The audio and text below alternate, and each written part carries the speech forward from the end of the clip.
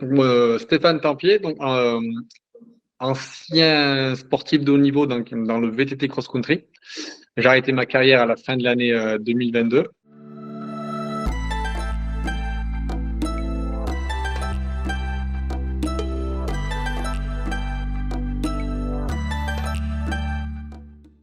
J'ai découvert le virus Epstein-Barr, enfin, diagnostiqué le virus Epstein-Barr sur une analyse sanguine l'année 2020.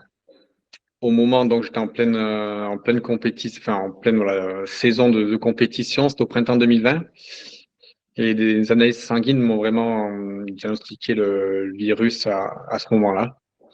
Évidemment, c'est parti du fait que je sentais voilà, quand même quelque chose de bizarre, que j'étais vraiment pas bien, il y a beaucoup de fatigue. Et le médecin voilà, est parti. J'ai la chance d'avoir aussi le médecin qui, lui, connaissait aussi le virus Epstein-Barr et qui m'a prescrit, on va dire, les analyses sanguines adéquates. Sur ce côté-là, j'avais déjà eu quand même avant, plus 2015, même des années un peu avant, on avait fait un peu les mêmes symptômes, mais plus sur la mononucléose, en fait.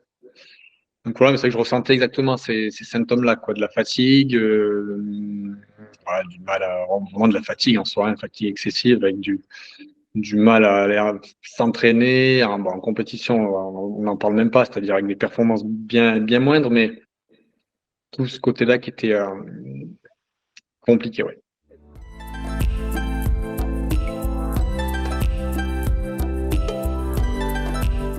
Les problèmes de santé, c'est vraiment de la fatigue excessive.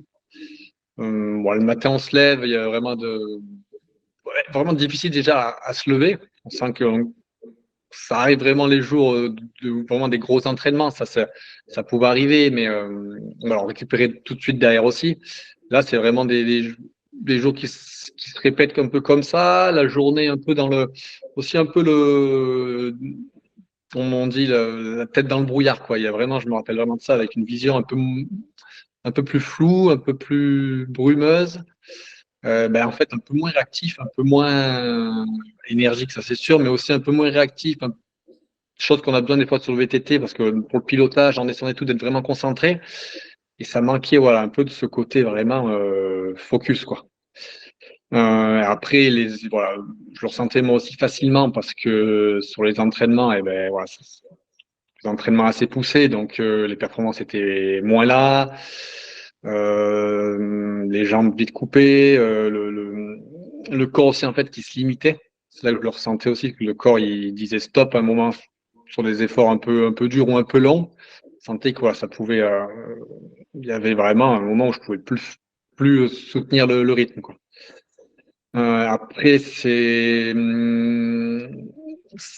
dur parce que même on essaie d'adapter évidemment tout ça. Parce que dès qu'après le diagnostic d'Epstein-Barr, du coup, quand on sait ce que c'est, on sait que voilà, c'est quand même c'est un virus, donc on fait quand même attention. Hein, le sport de haut niveau, c'est quand même la santé avant tout, donc on prend en compte le virus, mais même avec beaucoup de repos finalement, je récupérais pas comme ça. Donc, c'était pas juste un problème de récupération, c'est qu'il fallait vraiment faire passer au mieux cette période, on va dire.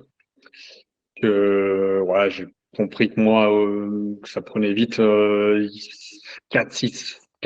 semaines, 4 à 6 semaines, quoi, pour trouver quand même un peu quelque chose des sensations normales dans la vie de tous les jours et sur le vélo. Ouais.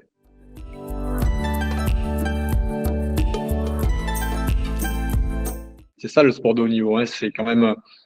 On sent quand même quand on finit une course ou des grosses périodes d'entraînement, les charges d'entraînement, comme on dit, voilà, il y a le mot charge dedans, quoi. C'est-à-dire plus on y va de plus en plus. Donc le corps, lui, il est très fragile, surtout à cette période-là. Alors on essaye de le faire devenir de plus en plus fort, mais une période où quand on est dans la fatigue, là, quand il n'a pas le temps de récupérer, là par contre on est plus vulnérable, ouais. Ça c'est sûr, ouais. Et nous on le voit vite, on sait que par exemple rien qu'après une course, la transpiration et tout, il faut vite qu'on change parce qu'on a un moment que souvent on peut être attrapé. Bon alors peut-être juste le rhume en soi, hein, juste comme on dit un coup de froid, mais juste parce qu'on ne sait pas changer après une course, quoi. Mais je parle vraiment de 2-3 minutes juste après la course, voilà, retrouver quelque chose de sec se mettre un peu au chaud. Donc voilà, ça veut quand même bien dire que le corps, il y a un moment où voilà, le fait d'être fatigué, le système immunitaire est moins bon. Et à ce moment-là, il existe des choses maintenant, comme on dit, pour le booster, avec tout ce qu'on connaît, même naturellement, les vitamines, tout ça. Mais c'est pas facile, ouais.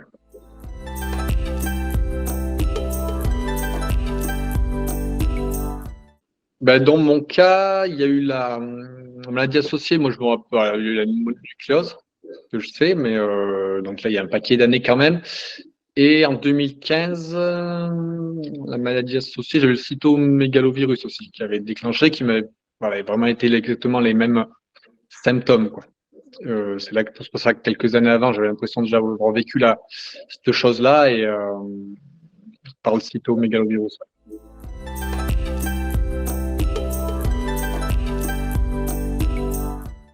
Bon, on va dire pour me sortir donc un peu après le diagnostic donc de l'EBV, la première chose à faire, c'est déjà du repos, de la récupération, faire beaucoup moins d'entraînement, beaucoup plus cool, garder quand même voilà, un petit peu quand même pour entretenir, mais vraiment, vraiment pour cool, vraiment prendre l'entraînement pour en fait retrouver la santé. Donc c'est vraiment faire un petit peu et essayer de se retrouver, peut-être sentir un peu mieux après l'entraînement que l'inverse. Ouais.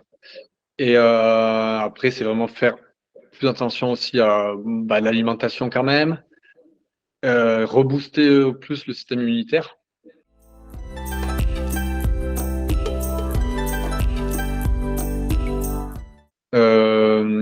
C'est vrai que quand on est en bonne santé, qu'on est jeune, on n'a pas envie d'avoir connaître, on va dire, toutes les maladies qui existent, mais voilà, c'est quelque chose quand même qui arrive hein, chez les sportifs de haut niveau, donc faut en avoir conscience. Après, c'est le diagnostic qui est compliqué aussi, hein, y avoir conscience, mais comment entre le moment connaître et peut-être je suis fatigué et peut-être c'est ça, c'est là que le protocole est assez compliqué, ouais.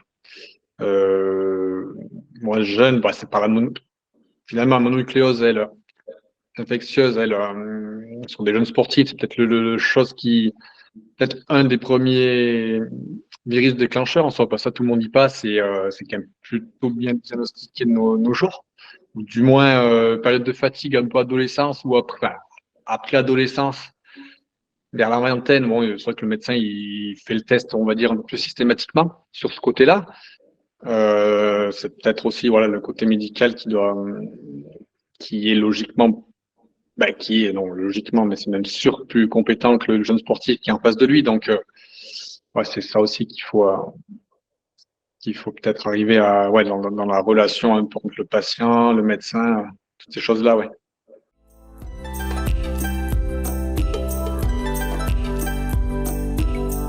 Ça me paraît vraiment important de parler d'Epstein-Barr, mais aussi de connaître, c'est quand même mieux connaître déjà la maladie et le virus, mais c'est aussi,